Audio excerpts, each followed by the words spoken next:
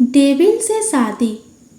हर्ष को ये सारी बातें सुनकर बहुत गुस्सा आया, लेकिन वो समझ रहा था कि इन सब में पवन की कोई गलती नहीं थी। अंश की इन्फॉर्मेशन निकालना कोई आसान बात नहीं थी।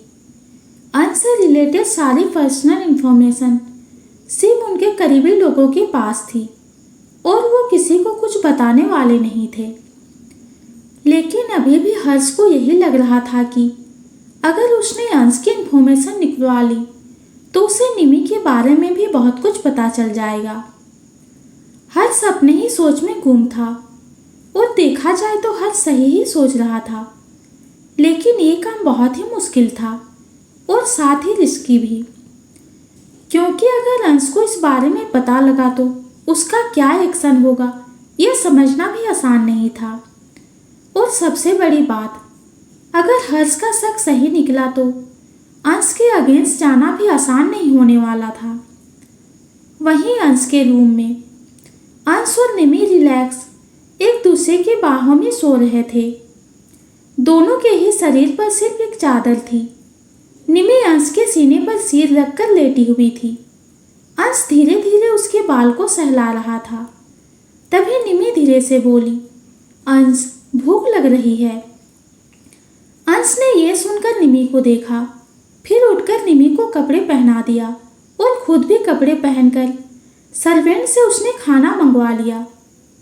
माला के रूम में माला परेशान से इधर उधर चल रही थी।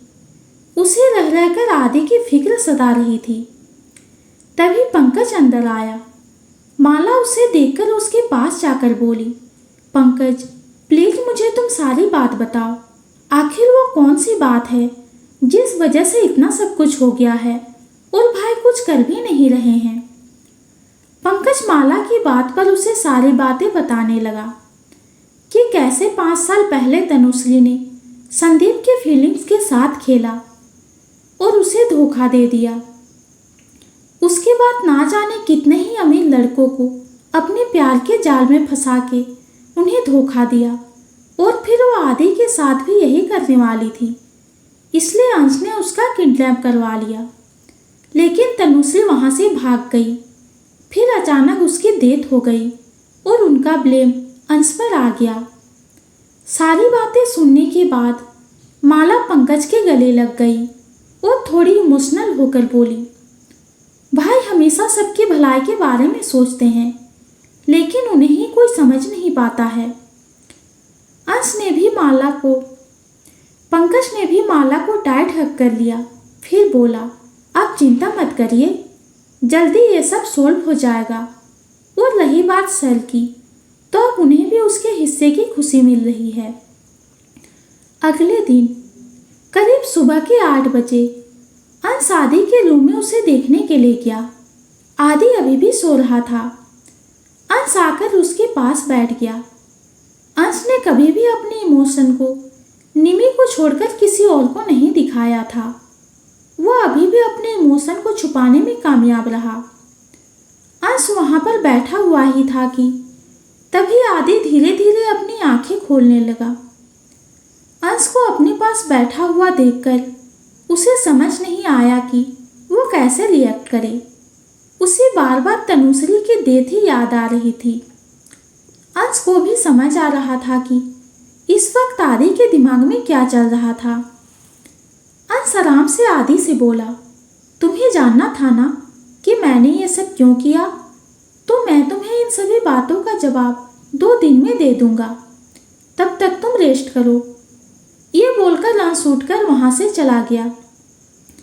इस बीच आदि ने एक शब्द भी नहीं कहा, या ये कहें कि उसके पास कोई शब्द ही नहीं थे। अंश वहां से निकलकर अपने रूम में आया और देखा कि निमी रूम में एक पैर से उछलकर कहीं जाने की कोशिश कर रही थी। ये सब देखकर अंश की आईब्रो जुड़ गई, क्योंकि उसने कई बार निमी को ये सब करतब करने से मना किया था। उससे इससे और ज्यादा चोट लग सकती थी, लेकिन निमी सुने तब ना। अंश उसके पास जाते हुए बोला, ये क्या हो रहा है। अंश की आवाज से निमी चौंक गई और अपना बैलेंस खोकर नीचे गिरने वाली थी कि तभी अंश ने उसे पकड़ लिया और गुस्से से उसे घूरने लगा।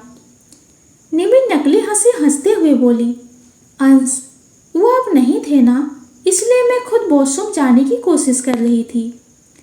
अंश इस पर कुछ नहीं बोला और उसे अपनी गोद में उठाकर वॉशरूम के अंदर छोड़ आया। निमी वॉशरूम में अपने सिर पर हाथ रखकर बोली, क्या जरूरत थी मुझे खुद ही कर्तव्य करने की। अब अंश फिर से गुस्सा हो गए हैं। एक तो इनका गुस्सा जब देखो नाक पर ही रहता है, वो भी सिर्फ मेरे लिए। अंश रूम में सोफे पर बैठकर अपना काम करने लगा।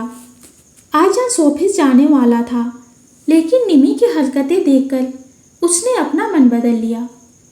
निमी के मालूम में अंश किसी पर भी भरोसा नहीं कर सकता था, क्योंकि उसे निमी के बारे में पता था वो किसी को भी आराम से चकमा दे सकती थी।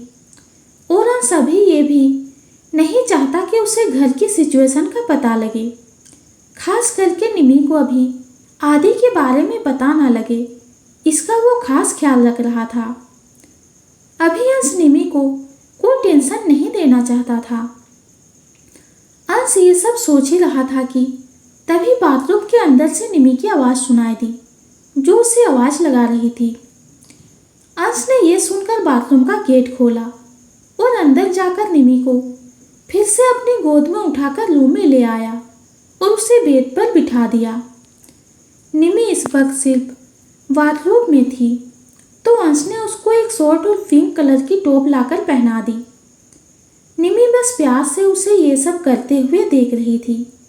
तभी अंश बोला, मुझे ऐसे देखने का कोई फायदा नहीं है, मैं अभी भी तुमसे गुस्सा हूँ। अंश की इस बात पर निमी का मुंह बन गया और अपने मन में अंश को मनाने के लिए हजारों तरीके सोचने लगी। निमी को भी पता था कि अब अंश ऑफिस नहीं जाने वाला था और पूरे टाइम उसी के साथ रहने वाला था। ऐसे में निमी फिर से इस रूम से बाहर नहीं जा पाएगी। निमी मन में बोली, काश मैं असाइनमेंट ही कर लिया होता तो इतना सब कुछ नहीं होता, ना ही मैम से बचकर भागती और ना गिरती। निमी ये सब सोच ही रही थी कि तभी अंश की आवाज़ आई। वो बोला, डोंट यू थिंक कि अब ये सब सोचने में जरा से भी देर हो चुकी है। अंश की बात पर निमी अपने ख्यालों से बाहर आई और उसे देखने लगी, पर उसने कुछ कहा, क्योंकि उसे इतने दिनों में ये बात समझ आ गई थी कि अंश इंसान को और उसके मन के विचार को अच्छे से समझ जाता है। इसलिए अंश के सामने हमेशा थोड़ा संभल कर ही सोचना चाहिए, क्योंकि अंश ने पहले कितनी बार निमी के ख्याली पुलाव पकने से पहले ही उस पर पानी डाल दिया था।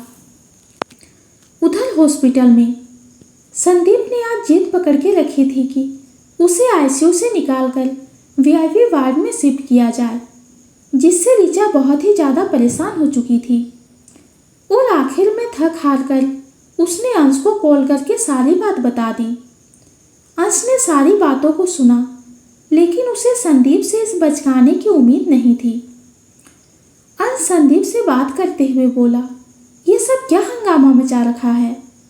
संदीप बोला, यार ये आईसीयू बहुत बेकार है, यहाँ पर ठीक से नींद भी नहीं आती है, पूरे टाइम मशीन से आ रही आवाज़ सुनते रहो। और ये जो तूने डॉक्टर चुना है ना मेरे लिए, वो तो जरूर किसी जन्म का बदला लेने के लिए चुना है तूने। हद है यार, हर वक्त ऑर्डर देती रहती है, और जब तुम खुद से कुछ नहीं होता है तो किसी स्कूल के बच्चों की तरह तुझसे शिकायत कर देती है। संदीप बिना रुके अपनी परेशानी के बारे में बोले जा रहा था। अच्छा ठीक है, शांत हो जाओ, मैं आ रहा हूँ। अंश ने यह बोलकर अपना फ़ोन रख दिया। फिर अपने आप से बोला, मुझे तो लगता था कि निमी से बड़ा ड्रामेबाज कोई नहीं हो सकता है, लेकिन ये तो उससे भी एक कदम आगे है। अंश अपने रूम में आकर देखा कि निमी बैठकर मूवी देख रही थी। अंश उसके पास आकर बोला, मुझे कुछ काम आ गया है तो भी बाहर जाना पड़ रहा है, तुम यहीं बैठे रहना, अगर कुछ चाहिए हो तो सर्वेंट को बुला लेना, खुद अगर खतरों के खिलाड़ी बनने की कोशिश की तो देख लेना। अंश की धमकी सुनने के बाद निमी जल्दी से अपना सिर हाँ में हिलाकर बोली, आप चिंता मत करिए, मैं यहीं रहूंगी। अंश बोला, रूम से भी बाहर जाने के बारे में मत सोचना। निमि ने मुंह बनाकर हाँ कर दिया। अंश उसके सिर पर किस करके संदीप के पास चला गया। इधर काव्या जी अपने रूम में परेशान होकर घूम रही थी, क्योंकि आज उन्हें एक अनजान नंबर से मैसेज आया था, जिसे पढ़ने के बाद से वो बहुत ज़्यादा ही परेशान हो गई थी। हॉस्पिटल में अंश आईसीयू के अंदर गया। वो देखा कि संदीप अभी भी गुस्से से बैठा हुआ था। अंश उसके पास जाकर बोला, सीरियसली, मैंने कभी ये नहीं सोचा था कि तुम कभी ऐसी बचकानी हरकत भी कर सकती हो। अंश की बात सुनकर संदीप उसकी तरफ देखकर बोला, सब तेरी वजह से ही हो रहा है।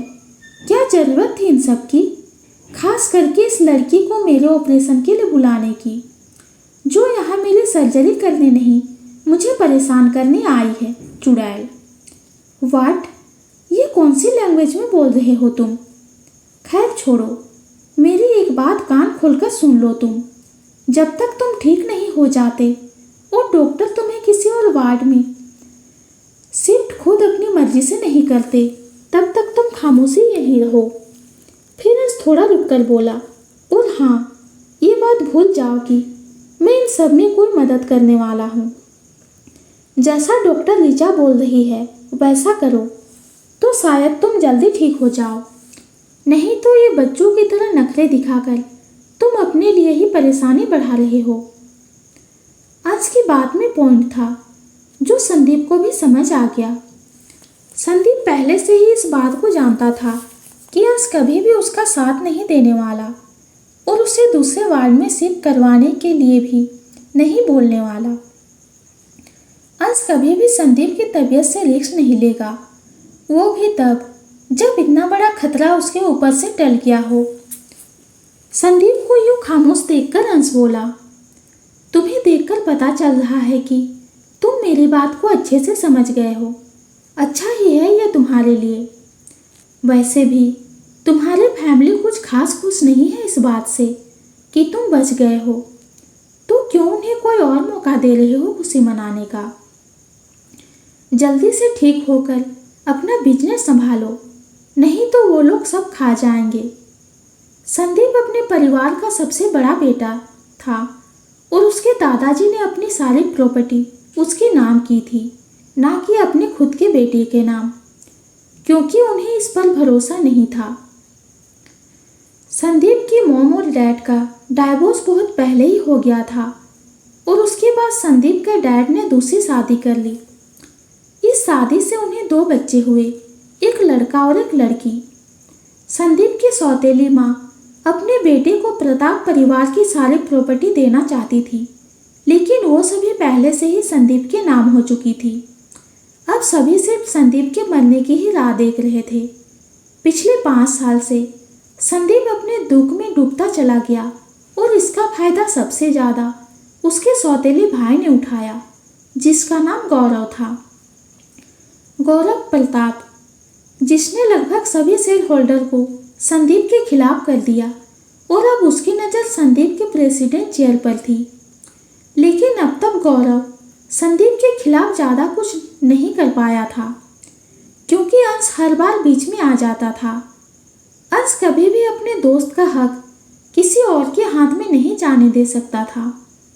इसके लिए अगर उसे पूरा प्रताप कॉर्पोरेशन ही क्यों ना खरीदना पड़े। अंश की बात पर संदीप एक फीकी सी हंसी हंसते हुए बोला, जिसके साथ जिंदगी ने ही खेल खेला हो उसे अब किसी और से क्या फर्क पड़ेगा। अंश आराम से बोला, फर्क पड़ना चाहिए। वो प्रॉपर्टी तुम्हारे दादाजी ने तुम्हें दी है और उन्होंने वो इसलिए तुम्हें दी थी कि तुम उसे संभाल सको, संजो सको, उनकी अमानत को तुम संभाल लो। उन्हें तुम पर विश्वास था। अगर अपनी प्रॉपर्टी बर्बाद ही करनी होती तो पहले ही तुम्हारे फादर के नाम करके उसे बर्बाद कर चुके होते। इसलिए अब ये शोक मनाना छोड़ दो और जो जिंदगी ने अभी दिया हुआ है उसे संभाल लो, समझे तुम। संदीप एक गहरी सांस लेकर बोला, ये सारी बातें सुनने में कितनी अच्छी लगती है ना, पर सच तो ये है कि इस प्रॉपर्टी के सिवा मेरे पास कुछ भी नहीं है, क्योंकि इसने कभी मेरे कोई रिश्ते बनने ही नहीं दिए। मॉम छोड़ के चली गई। मेरे खुद के पिता को मुझसे जलन होने लगी क्योंकि उनका हिस्सा मुझे मिला। कमाल की बात है, इस बात पर उन्हें खुश होने की बजाय उन्हें जलन हुई। संदीप ये बोलते हुए हंसने लगा, फिर हंसते हुए आगे बोला, एक 5 साल के बच्चे से जलन। फिर आती है उसकी दूसरी पत्नी मिसेस रजनी प्रताप। उन्होंने तो और कोई कसर नहीं छोड़ी अपनी नफरत दिखाने में, और ये सब हुआ इस प्रॉपर्टी की वजह से। और आखिर में प्यार हुआ तो उसने भी धोखा ही मिला। वो कमाल की बात तो ये है कि ये भी सिर्फ पैसों के लिए हुआ। अंश बस चुपचाप संदीप को सुने ही जा रहा था। उसे पता था कि संदीप के अंदर बहुत ही दर्द है जो सिर्फ उसके सामने ही दिखाता था। अंश को पहले अपनी और संदीप की कहानी बहुत हद तक सेम लगती थी, क्योंकि दोनों की ही मॉम नहीं थी।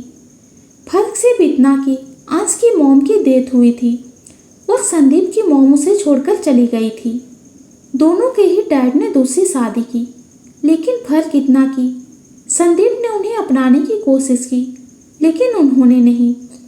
और यहाँ काव्या जी ने अंश को अपनाया, पर अंश ने उन्हें नहीं। अंश और संदीप बातें ही कर रहे थे कि तभी वार्ड के अंदर ऋचा आई, और पीछे 2 नर्स भी, जिसके हाथ में दवाई की ट्रे थी। ऋचा अंश के पास आकर बोली, हेलो मिस्टर मित्तल, अच्छा हुआ कि आप आ गए। मिस्टर संदीप यहाँ पे किसी की बात नहीं सुनते हैं और अपनी दवाई भी टाइम पे नहीं ले रहे हैं। ऋचा की बात सुनते ही संदीप का मुंह बन गया और वो खुद से बोला, आते ही शुरू हो गई, हद होती है। अंश संदीप की बात को पूरी तरह से इग्नोर करके बोला, डोंट वरी, अब ऐसा कुछ नहीं होगा, आप आराम से ट्रीटमेंट कीजिए। ये बोलकर अंश एक वार्निंग लुक संदीप को देता हुआ वहाँ से चला गया। संदीप बस उसे देखता ही रह गया। वहीं ऋचा संदीप के लिए इंजेक्शन निकालते हुए बोली, आई होप कि मिस्टर मित्तल ने आपको अच्छे से समझा दिया होगा। ऋचा की बात पे संदीप कुछ नहीं बोला। ये देखकर ऋचा इस्तेमाल करते हुए उसे इंजेक्शन लगा दी। वहीं दूसरी तरफ एक ऑफिस में एक लड़का गुस्से से टेबल पर रखे सभी फाइल को फेंकते हुए बोला, नहीं, हमेशा ऐसा क्यों होता है? क्यों उसकी किस्मत इतनी अच्छी है? जब मुझे लगा कि अब सब कुछ मेरा हो जाएगा, तभी वो कहीं ना कहीं से मेरी ज़िंदगी में आ जाता है, मेरा सब कुछ लेने। शांत हो जाओ गौरव, अभी भी चीज़ हमारे हाथ में है, ये मत भूलो। एक आदमी की स्ट्रीक आवाज़ आई, क्या हाथ में है डैड? वो आपके नकारे शेयर होल्डर। अरे, उनसे तो अंश मित्तल के खिलाफ जाने तक की हिम्मत नहीं है। वो क्या साथ देंगे हमारा? आप देखिएगा, वो संदीप आएगा और हमारा सब कुछ हमसे छीन ले जाएगा। मुझे तो अभी तक ये बात समझ नहीं आई कि आपके डैड ने आपको क्यों कुछ नहीं दिया। गौरव गुस्से से अपने डैड को बोले जा रहा था, गौरव अपने लिमिट में रहो, और रही बात इस प्रॉपर्टी की, तो ये मेरी थी और मैं इसे हासिल करके रहूँगा, मिस्टर प्रताप बोले। वहीं दूसरी तरफ अंश को प्रताप कॉरपोरेशन में होने वाली हर एक मूवमेंट की खबर थी। उसी वह भी ये पता चला कि कैसे दोनों बाप बेटे इस वक्त गुस्से से पागल हो रहे हैं। उन दोनों को जैसे ये बात पता चली कि संदीप की सर्जरी सक्सेसफुल हुई है, उन दोनों ने उस ऑफिस में अपने कब्जे में लेने के लिए शेयर होल्डर के साथ मीटिंग की, लेकिन अंश के प्रेशर की वजह से किसी ने भी उन्हें सपोर्ट नहीं किया। अंश अच्छे से ये बात जानता है कि कब कौन से पत्ते खोलने हैं और कैसे किसको मात देना है। पहले उसने उन दोनों बाप बेटे को भरोसा दिलवाया था कि ऑफिस में और शेयर होल्डर उन दोनों के सपोर्ट में हैं, लेकिन काम के समय में सबको पीछे कर लिया। अंश सिर्फ उन दोनों का ध्यान संदीप की सर्जरी पर से हटाना चाहता था। जैसे ही ये हुआ, अंश ने भी ये दांव खेल दिया। इधर संदीप की सर्जरी भी सक्सेसफुल रही और उधर उन दोनों की हार। अंश अपने घर वापस जाता है और देखता है कि लिविंग रूम में काव्या जी कुछ काम कर रही थी, लेकिन साथ ही वो कहीं पे खोई हुई थी, जिससे उसका काम खराब हो रहा था। अंश उन्हें इस तरह देखकर उनके पास जाकर काव्या जी को होश में लाते हुए बोला, मिसेस मित्तल। अंश की आवाज़ सुन काव्या जी जैसे सोते हुए से जागी। वो होश में आते हुए बोली, हाँ हाँ अंश, क्या बात है, बोलो। आप कहाँ खो गई? सारा सामान इधर उधर बिखर गया है, अंश ने कहा। हाँ, बिखर तो गया ही है और अब इसे समेटना बहुत मुश्किल लग रहा है, काव्या जी फिर से खोई हुई आवाज़ में बोली। मैं मदद कर देता हूँ, अंश बोला। अंश जमीन पर से सारे गिरे हुए सामान को समेटने लगा। फिर उसे काव्या जी को दे के बोला, अब ध्यान से करिएगा। ये बोलकर अंश वहाँ से चला गया।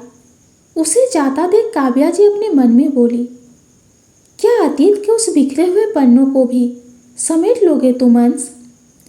अंश वहाँ से सीधा अपने रूम में गया और अंदर जाकर उसकी आईब्रो आपस में जुड़ गई। फिर अंश अंदर आकर बोला, ये क्या है निमी, तुम अभी तक मूवी से देख रही हो? अंश की आवाज़ से निमी डर गई। फिर अपने दिल पर हाथ रखकर बोली, ओ गॉड अंश, ऐसे कोई किसी को डराता है क्या भला? और मैं मूवी ना देखूं तो क्या करूं भला? एक तो आपने मुझे इस रूम में बंद करके रखा है, बाहर नहीं जाने दे रहे हैं, कहीं खुद से चलने तक नहीं दे रहे हैं, यहाँ तक कि बाथरूम भी जा नहीं सकती और खुद मुझे छोड़कर चल दिए। तो मैं मासूम सी बच्ची भला रूम में अकेले क्या करती? निमी की बात पर अंश उसके पास आते हुए बोला, अच्छा जी, मासूम बच्ची, बिल्कुल, कोई शक है आपको? निमी ने कहा। बिल्कुल भी नहीं। तो आप मुझे ये बताइए कि इस मासूम बच्ची को ये ड्रामेबाजी किसने सिखाया है जो इतने भारी भरकम डायलॉग दिए जा रही हो? अंश ने कहा। किसी ने नहीं, अब चुप करिए और मुझे मूवी एंजॉय करने दीजिए, निमी ने कहा।